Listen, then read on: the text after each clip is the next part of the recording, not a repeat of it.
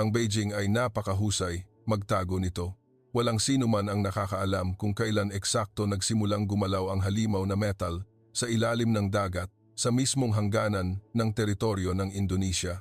Ang tanging alam lang ay nang lumabas ang mga unang palatandaan, halos tapos na ang isang kuta na imposibleng pasukin. Sumikat ang araw sa hilagang dagat ng Indonesia, kakaibang tahimik. Ang mga alon ay humahaplos sa puting buhangin. Ang asul na tubig ay sumasalamin sa langit na walang ulap. Ngunit 10 metro ang lalim, isang underground city na gawa sa bakal at semento ang tahimik na gumagana.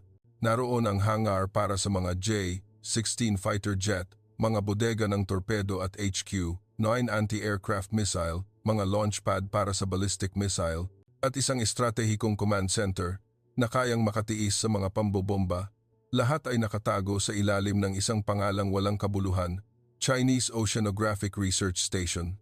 Ito ay isang bawal na lugar na hindi pwedeng lapitan.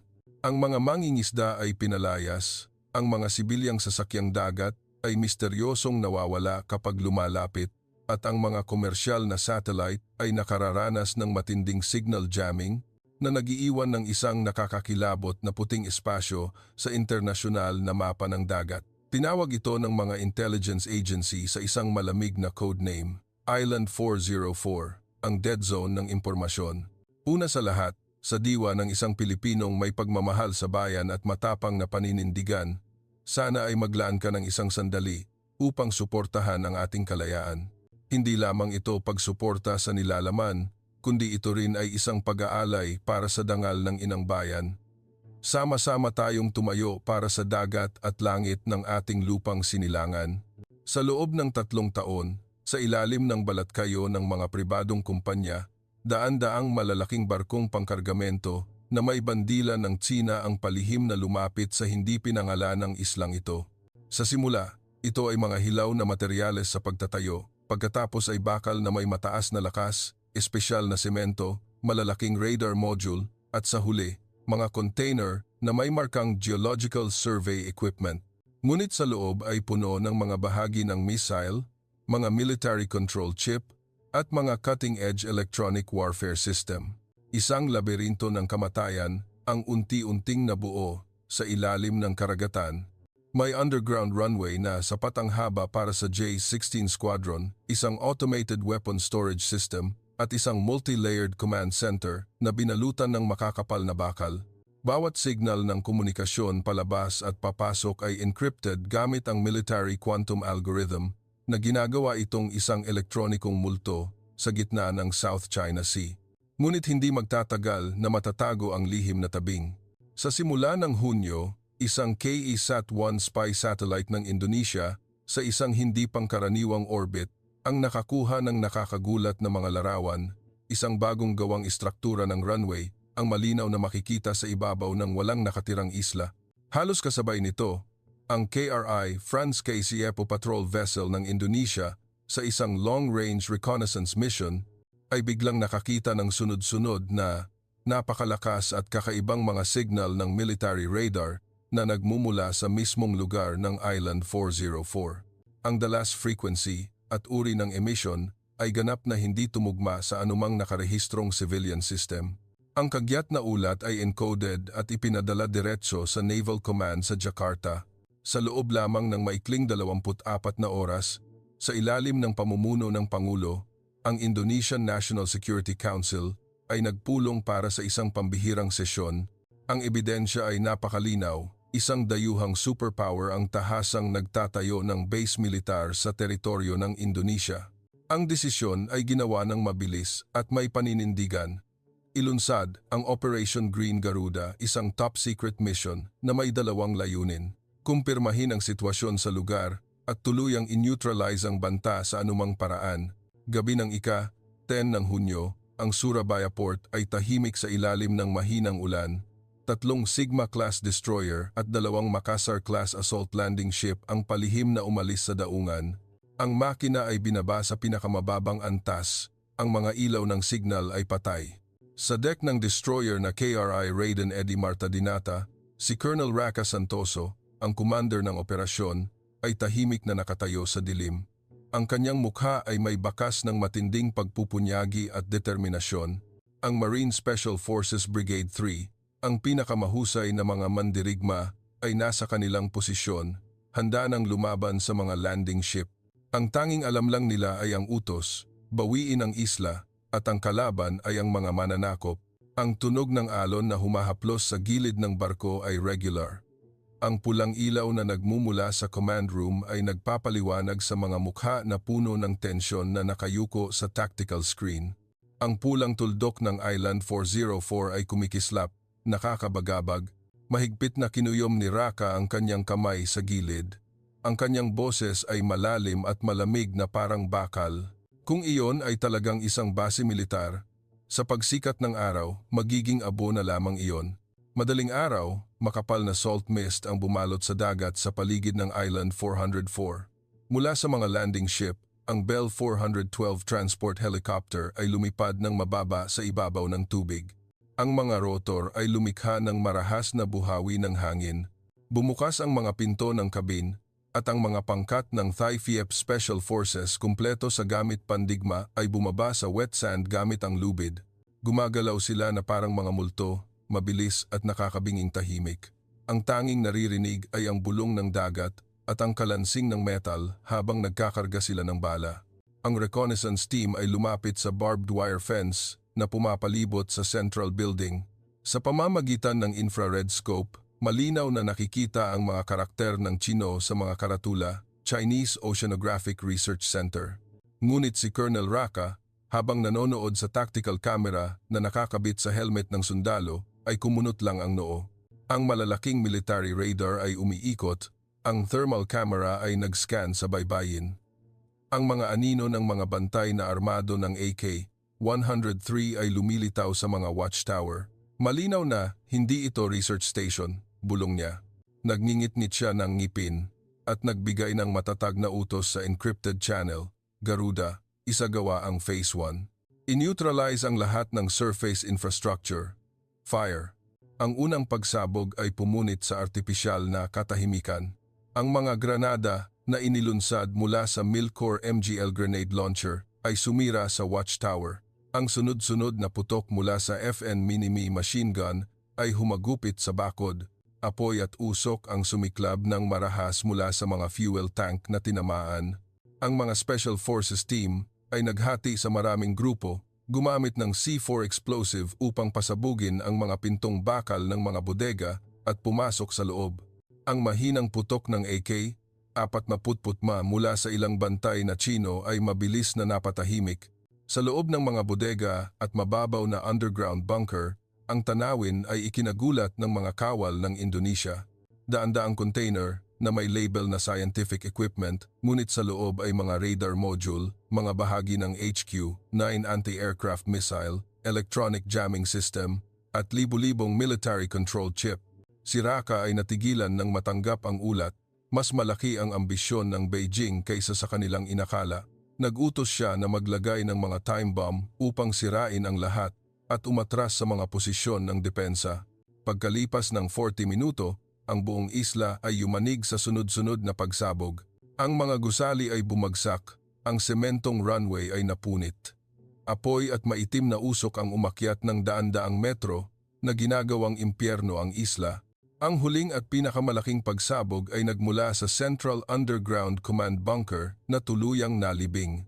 Sa pinakamataas na burol, ang bandila ng Indonesia ay buong giting na iwinagayway sa gitna ng apoy. Ang maikling ulat ay ipinadala sa Jakarta. Green Garuda ay matagumpay. Ang base ng kalaban ay tuluyang nawasak. Ngunit sa sandaling magpapahinga na sana si Raka sa command ship, isang matinis na sigaw ang narinig mula sa radar room. Alert! Nakakita ng maraming target na papalapit mula sa hilaga. Mataas na bilis, malaking bilang. Ang radar screen ay lumiwanag sa daan-daan. Pagkatapos ay libu-libong pulang tuldok na papalapit na parang pugad ng bubuyog. Distansya, 70 nautical mile at lumiliit bawat segundo. Mahigpit na hinawakan ni Raka ang gilid ng upuan. Ang kanyang boses ay naging malamig. Mas mabilis silang dumating kaysa sa inaasahan. Red alert sa buong fleet. Maghanda para sa labanan. Ang dagat ay umuungal sa galit. Mula sa hilagang horizon, Hindi na ito malabong pulang tuldok sa radar, kundi isang malaking pader ng bakal na nakatayong papalapit. Ang Chinese South Sea Fleet lubos at nakakatakot. Daan-daang mga warship ng iba't ibang uri, mga Type 052D destroyer na may vertical missile, mabilis na mga Type 054A frigate, mga Type 071 landing ship na nagdadala ng libu-libong marine at ZBD-05 amphibious armored vehicle. Sa madilim na langit, mga anino ng mga ibon na bakal, mga JH, Pepot Flying Leopard Fighter Bomber Squadron, at J. Pepot 16 Multirole Fighter ang lumilipad bilang escort. Ang mga makina ay umuungal, handa nang magbuhos ng bagyo ng apoy sa maliit na isla. Si Colonel Raka ay nakatayo ng tahimik sa bridge ng KRI, Raiden Eddie Martadinata. Ang kanyang binoculars ay nakadikit sa kanyang mga mata. Malinaw niyang nakikita ang pulang bandila na may bituin na iwinawagayway sa mast ng mga barko ng kalaban na papalapit sa nakakatakot na bilis. Alam niya na ang Indonesia ay nag-iisa na humaharap sa isang military giant, isang regional na superpower na may pangalawang pinakamalaking navy sa mundo, 10 beses na mas malaki kaysa sa kanyang hawak. Ngunit alam din niya na ang pag-atras ng isang hakbang sa ngayon ay nangangahulugang mawawalan ng isang bahagi ng teritoryo, mawawalan ng dangal ng bansa magpakailanman. Mahigpit niyang hinawakan ang walkie-talkie at nagsalita ng mahina. Ang kanyang boses ay puno ng puot ngunit matatag, tulad ng isang sumpa sa dagat. Ito ang lupain ng ating mga ninuno. Hindi nila makukuha kahit isang pulgada. Isang nakakabinging pagsabog ang pumunit sa huwad na katahimikan. Ang unang putok ng kanyon mula sa mga Chinese destroyer ay nagsimula na.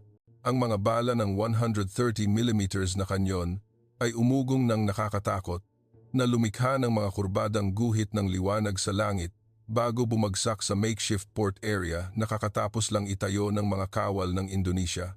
Ang lupa ay bumagsak na parang lindol.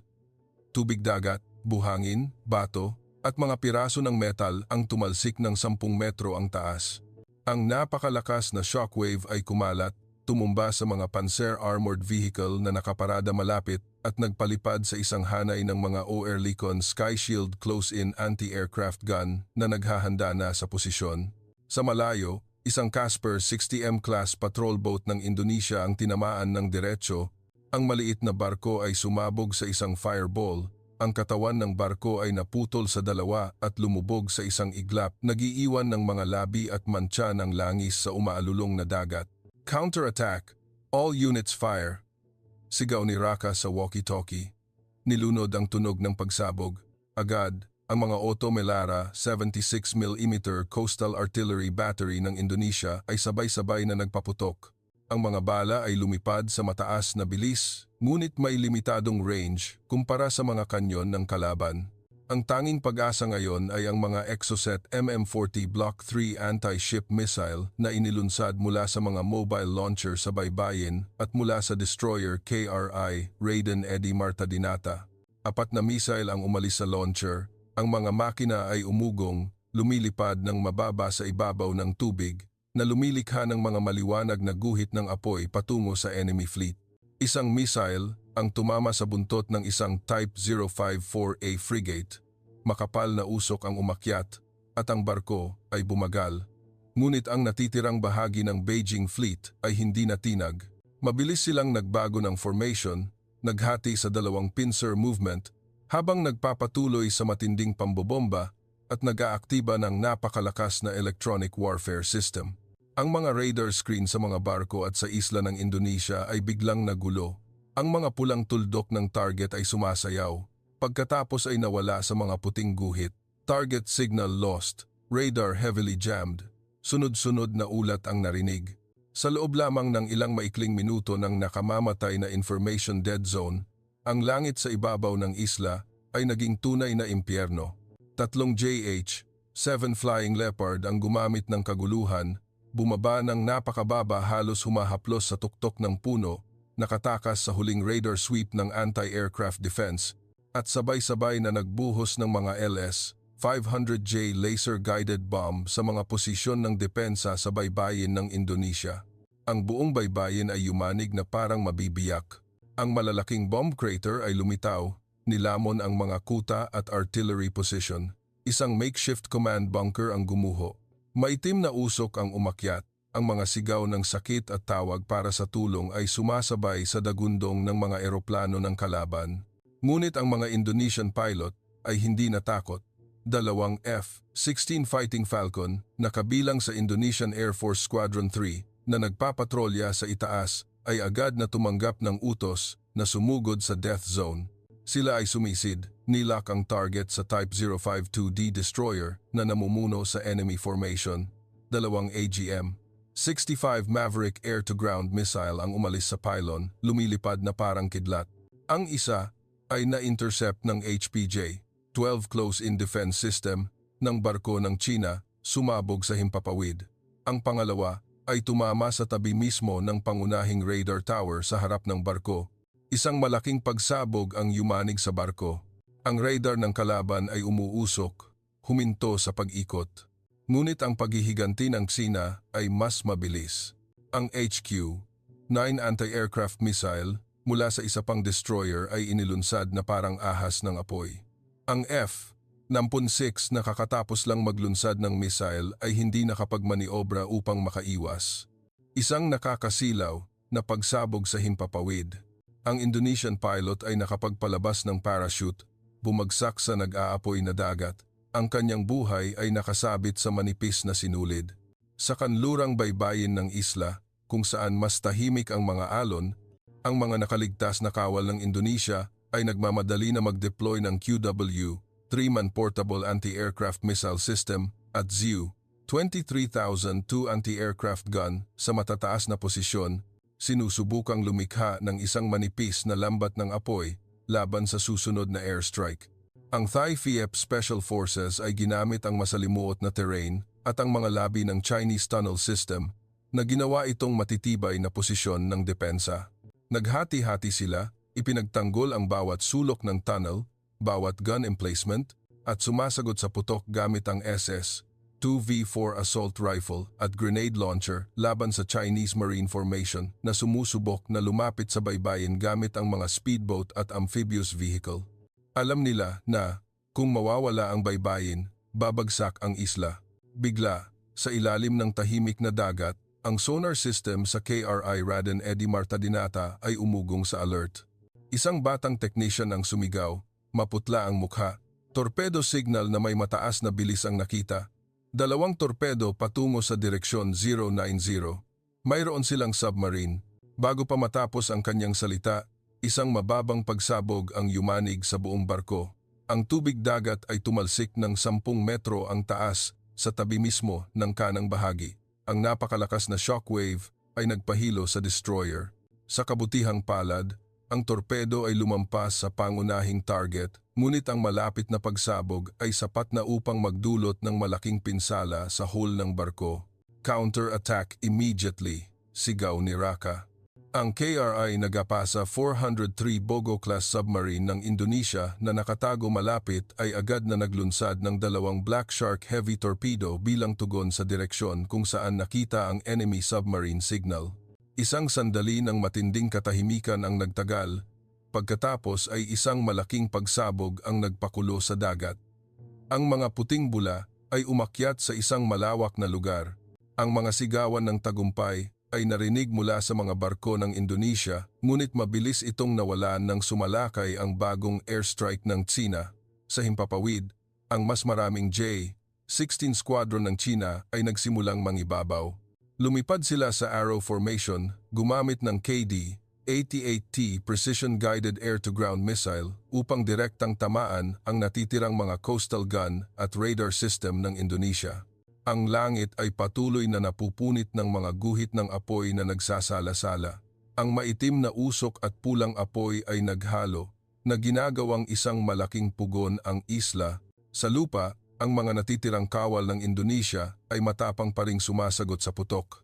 Ang bawat putok mula sa ZU, 23,002 gun, ay lumilikha ng mga guhit ng apoy sa himpapawid, sinusubukang bumuo ng isang manipis na lambat na bakal para sa proteksyon. Isang J-16 na hindi pinalad na lumipad ng napakababa ay tinamaan, sumabog sa isang fireball at bumagsak ng diretso sa dagat. Si Raka ay sumigaw sa walkie-talkie. Ang kanyang boses ay naging paos dahil sa usok at dagundong. Sa natitirang makeshift command center, ang mga opisyal ay nagpumilit na manatiling kalmado sa gitna ng impyerno. Isang batang opisyal, marumi ang mukha, pinunasan ang pawis at nagulat. Ang pangunahing radar ay nawasak. Ang backup system ay na-jam ng 50%, ngunit mayroon pa rin tayong backup satellite communication channel. I-activate agad. Dapat manatili ang komunikasyon sa Jakarta sa anumang paraan. Tumango si Raka. Ang kanyang boses ay paos dahil sa labis na pagsigaw. Sa malayo, ang langit at tubig ay tila naghalo sa makapal na kulay abo na usok. Ang mga kumpol ng missile ay umalis sa launcher. Ang mga malalaking haligi ng tubig ay umakyat pagkatapos ng bawat pagsabog. Ang isang Diponegoro-class frigate ng Indonesia ay tinamaan ng isa pang missile. Ang barko ay tumagilid sa isang gilid. Ang apoy ay naglalagablab ng marahas mula sa engine room. Ngunit sa gitna ng apoy, ang mga Indonesian sailor ay matapang pa ring nananatili, sinusubukang pigilan ang pulang-puting bandila na lamunin ng apoy. At ang mahina ngunit trahedyang awit ng pambansang awit ay narinig pa rin sa makapal na usok. Wala ni isa sa kanila ang nag-isip na makabalik ng buhay. Mayroon lamang isang utos na nakaukit sa kanilang puso, ipagtanggol ang isla sa anumang halaga. Unti-unting gumagabi, ngunit ang dagat ay hindi tumitigil sa pag-aapoy. Ang mga piraso ng metal mula sa mga nasirang barko ay lumulutang na sumasalamin sa kumikislap na apoy sa madilim na tubig na makapal sa amoy ng langis. Sa loob ng KRE Raiden Eddie Martadinata Command Bridge, kakatanggap lang ni Raka ng paunang ulat ng pinsala. Masyadong malaki ang bilang ng mga nasawi. Sa sandaling iyon, ang radar officer ay muling nagulat na may pag-aalala. Sir, ang long-range radar ay nakakita ng mga bagong signal na papalapit mula sa hilaga. Hindi bababa sa 10 malalaking target pa. Kumunot ang noo ni Raka, ang kanyang puso ay bumibilis. Mga reinforcement nila? Ang boses ng radar officer ay nanginginig. Hindi sir. Ang laki at bilis ay nagpapahiwatig na ito ay H-6K strategic bomber at mayroon ding KJ-500 early warning aircraft na escort. Ang hangin sa command room ay tila nagyelo. Strategic bomber? Plano ba ng Beijing na sirain ang isla? Tanong ng isang batang opisyal na maputla ang mukha. Gaano pa tayo katagal makakatagal, sir? Hindi agad sumagot si Raka. Tinitigan niya ang bintana kung saan ang mga guhit ng missile ay paminsan-minsang pumupunit sa gabi na parang nakamamatay na kidlat. Pagkatapos ay lumingon siya, tumingin ng diretso sa mata ng batang opisyal. Ang kanyang boses ay mabagal, matatag, ngunit puno ng malamig na paninindigan. Hanggat wala nang sinuman sa atin ang nakatayo. Ang bukang liwayway ng ikalawang araw ay nagpakita ng isang walang kapayapaan na tanawin sa paligid ng Island 404. Ang malalaking alon ay umikot, nagdadala ng amoy ng nasunog na langis at dugo. Isang tropical storm ang nabubuo sa malayo na nagpapahiwatig ng masamang pangitain. Ngunit dito, ang tunay na bagyo ng apoy ay patuloy na umuungal ng marahas. Ang Chinese fleet ay pinalakas ng 2 Type 052D destroyer at isang malaking logistics ship na nilagyan ng Z-18G early warning helicopter na humigpit sa pagkubkob. Mula sa himpapawid, ang GJ-11 Sharp Sword stealth drone ay lumipad na parang mga multo, patuloy na nag-scan ng thermal image at mga koordinasyon ng target sa Fleet Command Center. Ngunit ang Indonesia, kahit na napagod, ay tumanggi na sumuko. Ang electronic warfare system ng KRI Bang Tomo, isa sa natitirang frigate, ay tumatakbo sa buong kapasidad, naglalabas ng napakalakas na jamming wave upang bulagin ang GPS guidance system at komunikasyon ng kalaban. Ilang YJ-18 cruise missile ng China ang lumihis sa kanilang trajectory at bumagsak sa dagat ng walang kabuluhan. Gayunpaman, ang karamihan ng firepower ay nakahanap pa rin ng kanilang target. Ang makeshift logistics area sa isla ay tinamaan ng sunod-sunod na smart glide bomb na nagdulot ng isang nakakakilabot na sunod-sunod na pagsabog. Sinunog nito ang natitirang maliit na ammunition depot. Mahigit 20 kawal ng Indonesia ang nasawi at 12 ng iba pa ang malubhang nasugatan. Ang mga medical team sa kabila ng panganib ay sumugod sa apoy, Inilalabas ang kanilang mga kasamahan sa kill zone. Sa makapal na usok, ang boses sa walkie-talkie ay matapang pa ring narinig. Artillery Post 3 ay gumagana pa. Hanggat may bala, lalaban. Direksyon 030, target, enemy destroyer. Ang huling sunod-sunod na putok ng 76mm gun ay pinaputukan, ang pulang tracer round ay pumunit sa usok, tumama sa secondary turret ng isang Type 052D destroyer. Isang malaking pagsabog ang narinig. Ang haligi ng maitim na usok ay umakyat ng mataas. Ang mahinang sigawan ng tagumpay ng mga kawal ng Indonesia ay hindi pa natatapos nang ang langit sa malayo ay muling lumiwanag. Ang bagong H-6K Bomber Squadron ng Tsina, nagdadala ng mga heavy penetration bomb, ay nagsimulang magbuhos ng kanilang galit sa isla. Ang lupa ay yumanig ng marahas na parang mabibiyak. Ang malalaking haligi ng usok na hugis mushroom ay umakyat ng daan-daang metro. Sa ibabaw ng dagat, ang mga nasunog na labi ng barko ay lumulutang na bumubuo ng mga kakaibang mantsa ng langis sa gitna ng tanawin ng katapusan ng mundo. Sa gitna ng lahat ng ito, si Colonel Raka ay matatag pa ring nakatayo sa bridge. Ang barko ay umuugoy. Tumingala siya sa nag-aapoy na langit. Ang kanyang mga mata ay puno ng matinding kalungkutan sa pagkawala at bumulong sa sarili. Kung ito ang halaga para sa kalayaan, tinatanggap namin. Sa sandaling iyon, ang nagmamadaling boses ng intelligence officer ay narinig mula sa central loudspeaker. Urgent report, Sir Raka. Ang aming satellite reconnaissance system ay nakakita ng napakalaking fleet na papalapit sa pinagtatalo ng dagat mula sa Timog Silangan. Hindi ka pani-paniwala ang laki. Aircraft carrier, Aegis destroyer, nuclear attack submarine. Tumalim ang tingin ni Raka, ang kanyang puso ay bumibilis. Anong bandila? Ang boses ng intelligence officer ay puno ng pananabik at pagkataranta. Bandila ng Amerika, sir. Ito ang Ika-7 Fleet. Isang mabigat na katahimikan ang bumalot sa command room. Lahat ay tumingin sa isa't isa. Ang kanilang mga mata ay puno ng masalimuot na damdamin, pag-asa, pagkagulat, at maging isang malabong takot. Sa labas, ang dagat ay umuungal pa rin sa ilalim ng putok ng kanyon. Ngunit mula sa madilim na bahagi ng labanan, isang bagong puwersa, isang higante, ang tahimik na papalapit. Ang South China Sea ay malapit ng masaksihan ang isang mas nakakakilabot na paghaharap. Ang kaguluhan ay bumalot sa dagat. Ang mga nasunog na labi ng barko, mga piraso ng metal, at mga mantsa ng langis ay kumalat hanggang sa horizon. Ang Indonesian fleet ay lumaban hanggang sa huling limitasyon. Ang mga barko na lumulutang pa ay parang mga sulo na kumikislap sa dagat, ngunit sa sandaling tila desperado na. Mula sa Timog Silangan, ang horizon ay biglang lumiwanag ng daan-daang puting guhit na papalapit sa nakakatakot na bilis, regular at puno ng lakas, na parang isang nakamamatay na meteor shower. Anong impyerno iyon? Nauutal na tanong ng isang batang opisyal sa Indonesian command ship, malaki ang mata sa takot. Ang AN-SPY-6 Early Warning Radar System sa mga Arleigh Burke-class destroyer ng US 7th Fleet ay mahigpit na nilock ang lahat ng target. Ang malamig at matatag na boses ng Fleet Commander ng 7th Fleet ay narinig sa International Encrypted Communication Channel, malinaw at puno ng autoridad. Ito ang Ika-7 Fleet ng US Navy. Papasok kami sa combat zone sa ilalim ng Mutual Defense Treaty.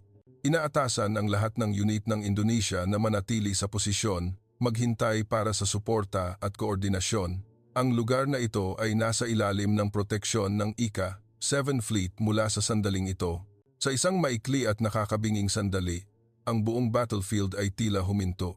Ang tanging naririnig ay ang tunog ng alon na humahaplos sa mga labi at ang pag-ihip ng hangin sa mga haligi ng maitim na usok. Sa malayo, nakatago sa gitna ng salt mist at usok ng apoy, ang hugis ng supercarrier na USS Ronald Reagan ay matatag na nakatayo na parang isang gumagalaw na isla ng bakal.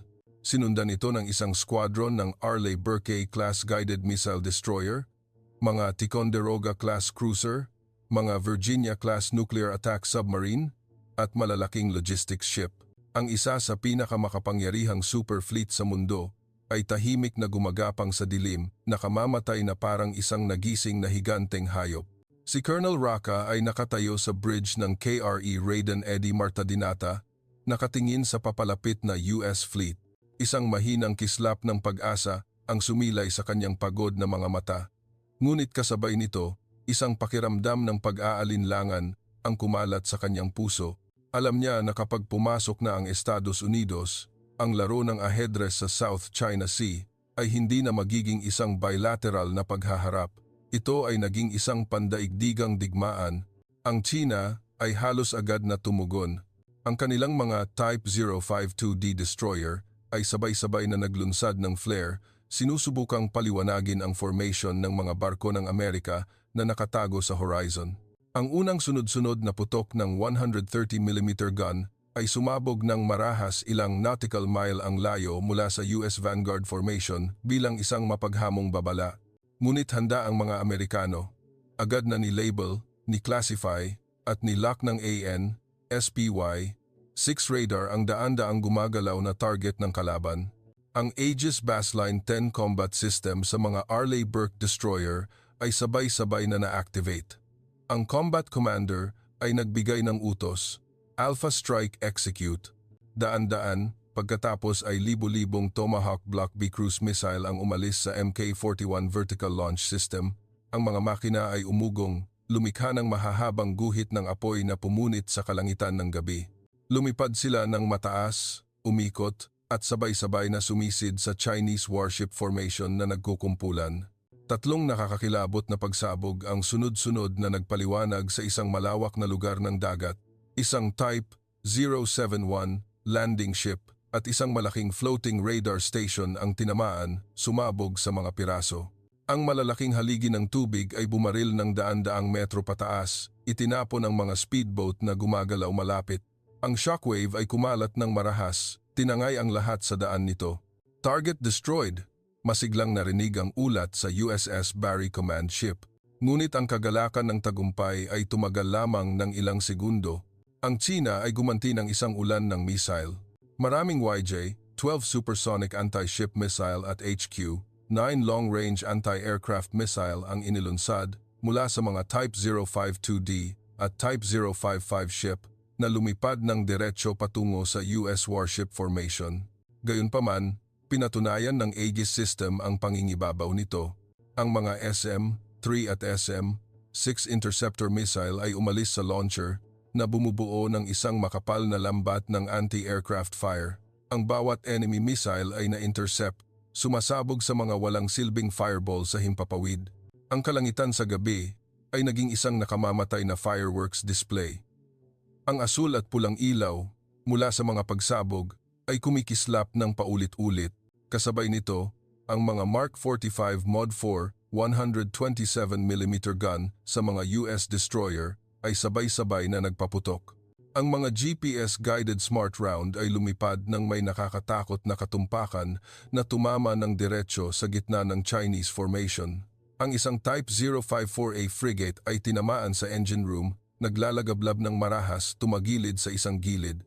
Mula sa deck ng USS Ronald Reagan aircraft carrier, ang mga F-A-18E, F Super Hornet at F-35C Lightning II Squadron ay nagsimulang lumabas. Lumipad sila sa tactical formation, nagdadala ng mga paveway laser-guided bomb at AGM-88 HARM anti-radar missile na lumipad ng diretsyo sa mga target na naglalabas ng pinakamalakas na radar signal ng kalaban. Sa himpapawid, ang mga J-16 at JH-7 ng China ay hindi natinag, sumugod upang lumaban. Isang mabangis na dogfight na may hindi pa nakikitang sukat ang sumiklab sa maalon na South China Sea. Ang mga PL-15 at AIM-120 MRAM air-to-air missile ay nagsalasala na parang nakamamatay na sinulid. Isang USF-A-16 tinamaan ng missile, naglalagablab ng marahas at bumagsak sa dagat na parang meteor. Ngunit agad, 2 JH-7 at isang J-16 ng China ang napabagsak ng pinagsamang atake ng F-35C at F-A-18. Ang langit ay naging pula sa kulay ng dugo at apoy. Sa ibang taas, ang USP-8 Poseidon Anti-Submarine Patrol Aircraft ay nakikipag-ugnayan ng malapit sa natitirang coastal radar system ng Indonesia Patuloy na nag-a-update at nagpapadala ng detalyadong target coordinate data sa mga Indonesian Coastal Artillery Battery at Exocet anti-ship missile. Sa unang pagkakataon mula nang sumiklab ang digmaan, ang tide ay nagbago. Ang Indonesia ay hindi na nag-iisa na lumalaban ng desperado. Ang utos para sa general counterattack ay ibinigay ni Colonel Raka. Ang mga Exocet missile mula sa mga launcher sa isla at mula sa KRI Raden Edi Marta Dinata ay umugong muli, lumilipad, tumama sa isang Type 071 landing ship na sumusubok na lumapit sa baybayin. Isang napakalakas na pagsabog ang narinig, ang malaking barko ay nabiyak sa dalawa. Ang apoy ay naglalagablab ng marahas, itinapon ang 12 ng Chinese Marine sa maalon na dagat. Sa makeshift command center ng Indonesia, ang kapaligiran ay ganap na nagbago. Mula sa desperasyon at tensyon, ngayon ay may matinding pananabik at sigasig sa labanan. Isang batang opisyal, may bakas pa rin ng tuyong dugo sa mukha, ang sumigaw, "May pag-asa tayo." Ipinapakita ng radar na ang isang bahagi ng enemy fleet ay nagbabago ng direksyon, umaatras. Si Raka, kahit pagod, ay nanatiling kahangahangang kalmado. "Huwag muna tayong magsaya, ang digmaan ay hindi kailanman simple." Manatili sa pinakamataas na pagbabantay. Ang kanyang babala ay ganap na tumpak. Mula sa hilaga, ang langit ay muling lumiwanag.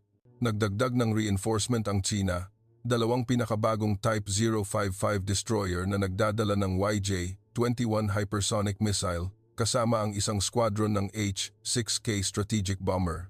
Ang malalaking puting haligi ng usok ng DF-21D anti-ship ballistic missile na inilunsad mula sa kalupaan ay lumikha ng mga kurbadang guhit ng kamatayan sa kalangitan na naglalayong direktang tamaan ang USS Ronald Reagan aircraft carrier. Ang kalangitan sa South China Sea ay lumiwanag ng mga guhit ng apoy ng DF-21D anti-ship ballistic missile na bumababa mula sa atmosphere, isang direktang banta laban sa USS Ronald Reagan. Ang Aegis system sa mga escort ship ay agad na pumasok sa highest alert state. Ang boses ng control officer ay sunod-sunod na narinig.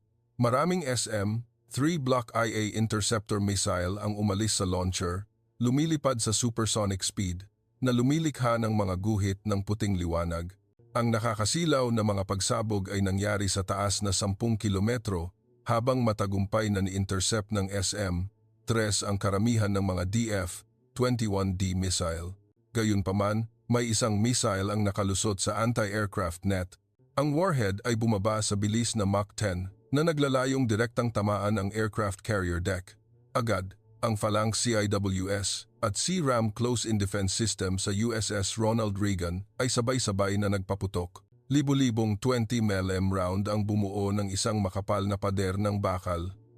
Ang RIM-116 missile ay lumipad sa mataas na bilis. Ang DF-21D warhead ay tinamaan sa distansyang 100 metro lamang, sumabog sa isang malaking fireball sa ibabaw ng dagat malapit sa aircraft carrier. Ang napakalakas na shockwave ay yumanig ng marahas sa malaking barko. Ang tubig dagat ay tumalsik ng mataas na tumakip sa buong deck. Kahit na nakaligtas ito sa direktang atake, ang malapit na pagsabog ay nagdulot ng malaking pinsala sa ilang radar at communication antenna. Maitim na usok ang umakyat mula sa isang sulok ng deck. Kasabay nito, ang pinakabagong Type 055 destroyer ng China na nagdadala ng YJ-21 aircraft carrier killer ay nagsimulang pumasok sa posisyon ng pagpapaputok. Ang mga hypersonic missile na ito, na may bilis na hanggang Mach 10 at komplikadong kakayahan sa pagmaniobra, ay isang mas malaking banta kaysa sa DF-21D hypersonic missile, launch detected, multiple inbound. Ang early warning system sa mga Aegis ship ay patuloy na umuungal. Agad na nagmaniobra ang mga US warship sa pinakamataas na bilis, habang nag-aaktiba ng AN/SLQ 32-valve electronic warfare system na sumusubok na i-jam at linlangin ang guidance sensor ng enemy missile. Ang mga F-35C aircraft na may stealth capability at advanced electronic system ay sumali rin sa electronic battle, sinusubukang bulagin ang guidance radar ng kalaban. Isang nakakabinging paghaharap ang nangyari sa dagat. Ang mga YJ-21 missile ay lumipad na parang mga multo, patuloy na nagbabago ng trajectory. 2 missile ang matagumpay na na-intercept ng Aegis system sa malayong range. Ngunit ang isa pa, sa isang hindi mahulaan na trajectory, ay nakalusot sa huling depensa, lumipad ng diretso patungo sa cruiser USS Bunker Hill. Isang nakakakilabot na pagsabog ang yumanig sa buong dagat. Ang malaking cruiser, ang pagmamalaki ng Ika-7 Fleet, ay tinamaan ng malubha sa gitna ng katawan. Apoy at maitim na usok ang umakyat ng daan-daang metro. Ang barko ay nabiyak sa dalawa at mabilis na lumubog sa pagkagulat ng magkabilang panig. Ang unang pagkawala ng Ika-7 Fleet. Ang pagkabigla ay kumalat sa lahat ng US at Indonesian warship. Ngunit walang oras ang mga Amerikano para magdalamhati. Ang paghihiganti ay inilunsad ng halos agad, mas marahas at mapangwasak.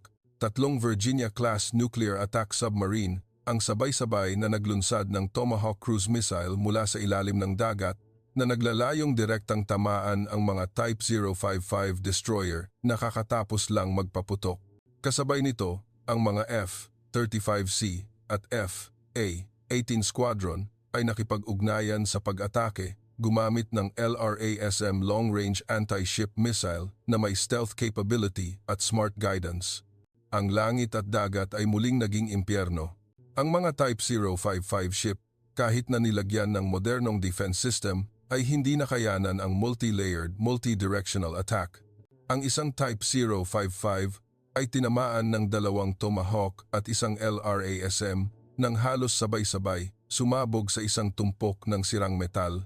Ang isa pa ay malubhang nasira, naglalagablab ng marahas at nawalan ng kakayahan sa labanan. Ginamit ng Indonesia ang pagkakataon habang ang defense system ng kalaban ay nasa kaguluhan at naglunsad din ng isang mapagpasyang atake. Nag-utos si Colonel Raka na iputok ang lahat ng natitirang Exocet missile. Mahigit 10 anti-ship missile ang lumipad mula sa baybayin ng isla at sa mga natitirang warship na nagtutok ng firepower sa mga Type 071 landing ship na sumusubok na umatras. 2 pang landing ship ang tinamaan ng missile, naglalagablab ng marahas. Ang mga Chinese Marine ay nagulantang, tumalon sa dagat. Ang labanan sa himpapawid ay pumasok din sa isang mapagpasyang yugto. Ang mga USF-35C squadron na may superior na stealth at electronic system ay unti-unting nakakuha ng kontrol sa kalangitan. Ang mga AIM-120 AMRAAM at AIM-9X Sidewinder air-to-air missile ay patuloy na inilunsad, pinapabagsak ang bawat J-16 at JH-7 na eroplano. Ang mga Chinese pilot, kahit na matapang na lumaban, ay hindi makatugma sa superior na teknolohiya ng kalaban. Ang mga H-6K bomber ay naging madaling target nang nawalan sila ng fighter escort. 2 H-6K ang napabagsak ng F-35C bago pa sila makalapit sa US carrier formation. Sa ilalim ng dagat, ang submarine war ay hindi rin gaanong mabangis. Ang Chinese submarine ay sumubok na gumanti gamit ang U-6 heavy torpedo, ngunit ang advanced sonar system at superior na kakayahan sa pagmaniobra ng mga Virginia-class submarine ay nakatulong sa kanila na makaiwas at mag-counter-attack ng epektibo. Isang Yuan-class submarine pa ng China ang pinalubog ng Mk-48 ADCAP torpedo. Ang katawan ng barko ay nabasag sa ilalim ng matinding presyon ng tubig sa lalim na daan-daang metro. Ang Chinese fleet ay nagsimulang bumagsak. Ang pinsala ay napakalaki. Ang pangunahing command ship ay nawasak. Ang radar ng mga Type 055 destroyer ay halos naalis. At ang Air Force at Submarine Force ay dumanas ng malubhang pagkawala. Ang tactical coordination signal ay ganap na magulo. Ang mga natitirang barko ay nagsimulang mawalan ng direksyon at maging nagbanggaan sa isa't isa sa makapal na usok ng apoy. Nang makita ang sitwasyon na hindi na maililigtas, ang Chinese Naval Command ay napilitang magbigay ng utos para sa full retreat. Ang mga barko na may kakayahan pa ring gumalaw ay nagsimulang tumalikod, sinusubukang makatakas sa lumalaking kill zone. Si Colonel Raka ay nakatayo sa bridge, nakatingin sa binocular sa tanawin ng pagtakas ng enemy fleet sa kaguluhan. Hindi siya sumigaw ng tagumpay. Ang kanyang mukha ay puno lamang ng mas malalim na mga kunot ng pagod. Kinuha niya ang walkie-talkie. Ang kanyang boses ay paos ngunit matatag. Ito ang huling pagkakataon. General Counterattack. Itulak sila palabas ng ating teritoryo. Ang Indonesian artillery sa isla, kahit na naubos na ang bala, ay nagpumilit na magpaputok ng huling sunod-sunod na putok sa umaatras na enemy formation. Sa himpapawid ang mga Indonesian F-16 at Su-25 tasa ay nakipag-ugnayan sa mga US F-35 at F-A-18 sa isang mapangwasak na pagtugis. Sa ilalim ng dagat, ang KRI nagapasa submarine kasama ang mga Virginia-class submarine ay patuloy na naghahanap ng mga natitirang target. Ang buong kalangitan at dagat ng South China Sea ay muling naghalo sa isang huling symphony ng bakal, usok, apoy at hindi matitinag na paninindigan ng mga kawal na nagtatanggol sa kanilang bayan. Nang unti-unting lumubog ang araw sa kanlurang horizon, ang huling mga pagsabog ay huminto rin. Ang Chinese fleet ay ganap ng umatras, nag-iwan ng isang winasak na dagat at daan-daang nasunog na labi ng barko. Ang dagat ay unti-unting bumalik sa dating katahimikan nito, ngunit ang kapayapaan ngayon ay nababalutan ng isang kulay ng trahedya. Ang pulang sunset ay nagliwanag sa tubig, hindi na asul, kundi isang maitim na kulay kape ng langis at mapulang-pula ng dugo. Tumingin si Raka sa malawak na dagat sa harap niya, ang kanyang boses ay naging mababa at mabigat. Umatras sila, ngunit hindi pa ito ang katapusan. Ang hangin sa dagat ay umihip, nagdadala ng amoy ng usok at ang bulong ng alon sa mga lumulutang na labi.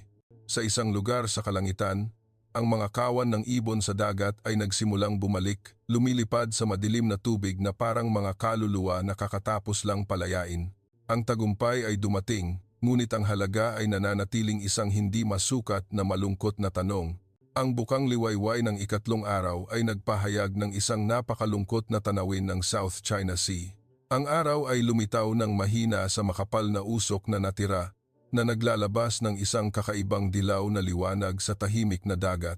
Ang dagat ngayon ay nababalutan ng mga labi, mantsa ng langis, at mga labi ng isang malaking labanan.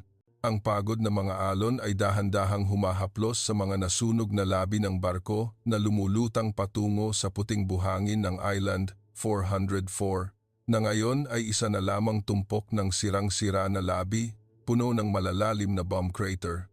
Ang amoy ng matapang na usok, nasunog na langis, at mabahong amoy ng kamatayan ay naghalo sa maagang hangin sa dagat na lumilikha ng isang mabigat at nakakabinging kapaligiran. Sa mga labi ng baybayin, ang mga nakaligtas na kawal ng Indonesia na may maputlang mukha at gusot na uniforme ay tahimik na nakaupo, nakasandal sa mga nasunog na bato. Ang kanilang mga mata ay walang buhay, nakatingin sa malawak na dagat na kakatapos lang lumamon sa napakaraming kasamahan, ngunit sa kaibuturan ng kanilang mga mata, mayroon pa ring kumikislap na apoy ng dangal na hindi maaaring patayin. Isang batang sundalo, na may puting benda sa braso na nababad sa dugo, ang tumingala sa pulang-puting bandila na gusot, ngunit buong giting na iwinagayway sa makeshift flagpole sa gitna ng mga labi. Mahina siyang bumulong. Ang kanyang boses ay paos dahil sa usok at sigaw na ipagtanggol namin ang isla.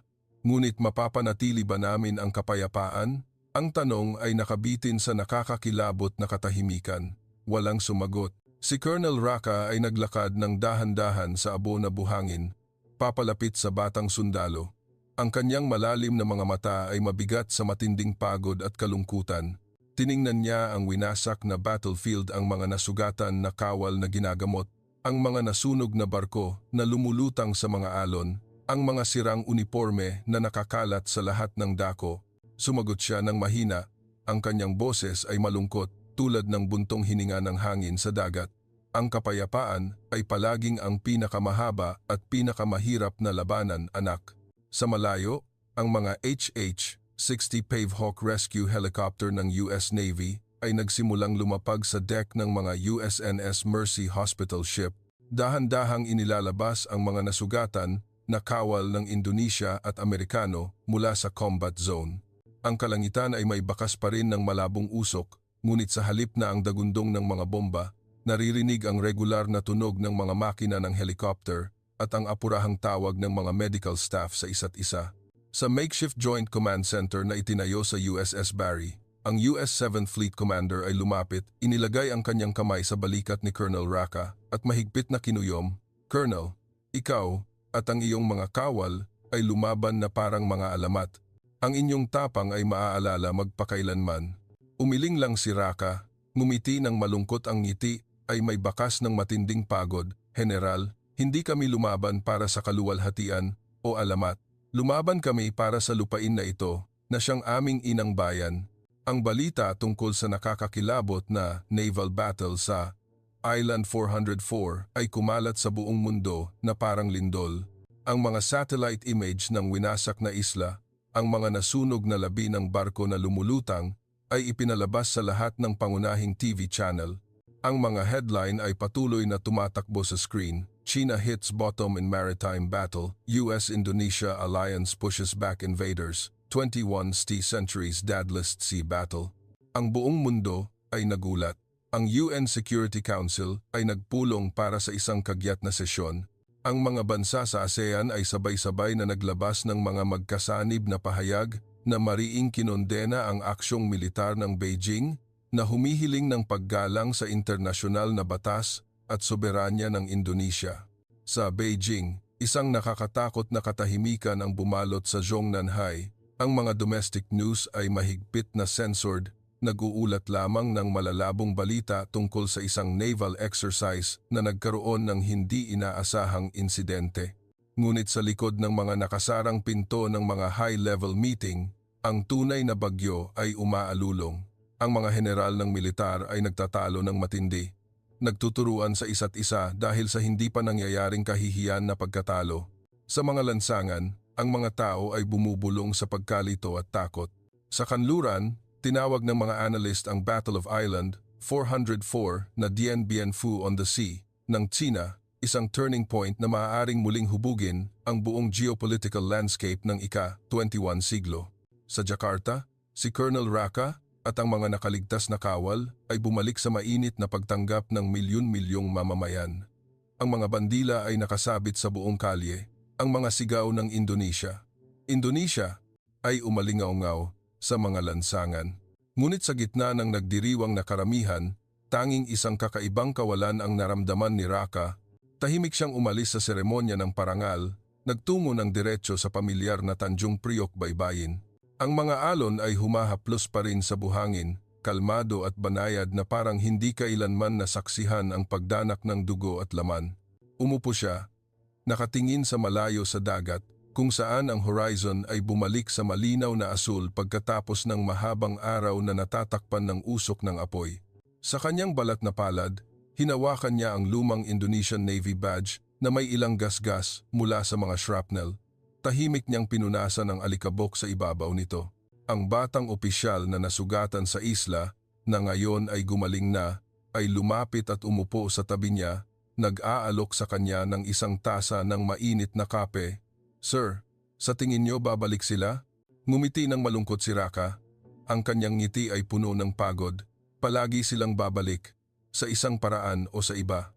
Ang ambisyon sa kapangyarihan ay hindi kailanman nakararamdam ng takot. Nanatiling tahimik ang batang sundalo sa loob ng mahabang panahon, pagkatapos ay nagtanong muli, "Kaya, ano ang dapat nating gawin upang mapanatili ang kapayapaan, sir?" Tumingin si Raka ng malalim sa mata ng batang sundalo, pagkatapos ay itinuon ang kanyang tingin sa malawak na dagat. "Dapat nating tandaan, palaging tandaan, hindi tayo nanalo sa labanan na ito sa pamamagitan lamang ng cutting-edge weapon o tulong ng mga kaalyado. Nanalo tayo dahil tumanggi tayong sumuko. Iyon ang tanging sandata na walang sinuman ang makakakuha sa atin." Mula sa malayo, ang matagal na pag-ugong ng mga ship's horn ay narinig. Ang mga cargo ship ay nagsimulang bumalik sa kanilang karaniwang ruta. Ang hangin sa dagat ay umihip ng mas malakas. Tinangay ang huling mga labi ng usok ng digmaan sa kalangitan ng Jakarta, ibinabalik ang dating kapayapaan nito. Ang huling ulat ng pinsala ay inilabas, mahigit 3,000 kawal ng Indonesia at isang malaking bilang ng mga US soldier ang nasawi. Dose-dose ng warship ng magkabilang panig ang nawasak o malubhang nasira. Ngunit ang Island 404 ay matatag pa ring nakatayo sa ilalim ng bandila ng Indonesia. Ang bansa ay natahimik sa harap ng bilang ng pagkawala, ngunit pagkatapos ay ang pagmamalaki ay bumulwak, naglalagablab na parang isang walang hanggang apoy sa puso ng bawat mamamayan. Sa Washington, D.C., ang US President ay nagbasa ng maikli ngunit matatag na talumpati sa buong mundo. Ang aming intervention ay hindi upang makipag-agawan ng teritoryo. Naroon kami upang ipagtanggol ang internasyonal na batas, upang ipagtanggol ang karapatan ng malayang paglalayag, at upang ipagtanggol ang soberanya ng isang kaalyadong bansa. Ang South China Sea ay hindi ang sariling lawa ng sinumang makapangyarihan. Ito ay kabilang sa lahat ng nagbibigay halaga sa kapayapaan at kalayaan. Ang mensaheng iyon ay umalingaw-ngaw sa lahat ng 7 kontinente, ngunit samantala, nanatiling tahimik ang Beijing. Ngunit ang katahimikan na iyon ay hindi nangangahulugang pagtanggap sa pagkatalo. Mula sa mga lihim na base militar sa Hainan at Spratly Islands, ang mga operasyong militar ay patuloy na isinasagawa ng tahimik. Ang mga kakaibang radar signal, hindi matukoy na tunog ng submarine engine, at mga misteryosong ilaw sa ilalim ng dagat ay paminsan-minsang nakikita pa rin. Ang labanan sa military front ay maaaring pansamantalang huminto, ngunit ang underground war para sa kapangyarihan, impluensya at resource ay patuloy na magiging matagal at hindi mahulaan. Bumalik si Colonel Raka sa maliit na fishing village sa baybayin ng Java kung saan siya ipinanganak at lumaki.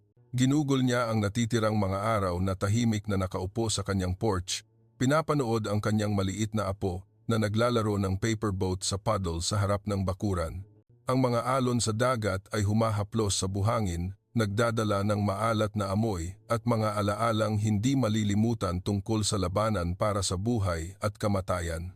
Mahinang ipinikit ng matandang sundalo ang kanyang mga mata, nakikinig sa tunog ng dagat ng kanyang bayan. Sa bulong na tunog na iyon, tila naririnig niya ang boses ng mga kasamahan na nasawi na umalingaw-ngaw mula sa kawalang hanggan na ipagtanggol namin ang isla. Idinilat ni Raka ang kanyang mga mata, nakatingin sa araw na dahan-dahang lumulubog sa horizon na kasing pula ng dugo. Mahina siyang nagsalita tulad ng isang sagradong mensahe para sa susunod na henerasyon. Pangalagaan ang kapayapaan tulad ng pagpapangalaga ng inyong mga ninuno sa lupaing ito.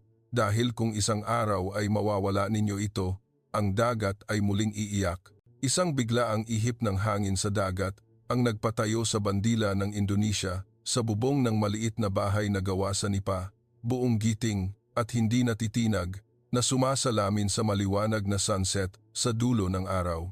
Sa mataas na kalangitan, ang mga kawan ng ibon sa dagat ay umikot, lumilipad patungo sa timog na parang mga malayang kaluluwa, nakakatapos lang makatakas mula sa abo ng digmaan, nagdadala ng pag-asa para sa isang mapayapang hinaharap. Ang malawak na karagatan ay bumalik sa dating walang hanggang kapayapaan nito, ngunit malalim sa ilalim ng tubig, ang mga kalawangin na piraso ng bakal at mga nasirang barko ay nakahiga doon ng tahimik bilang mga saksi ng kasaysayan, isang walang hanggang paalala.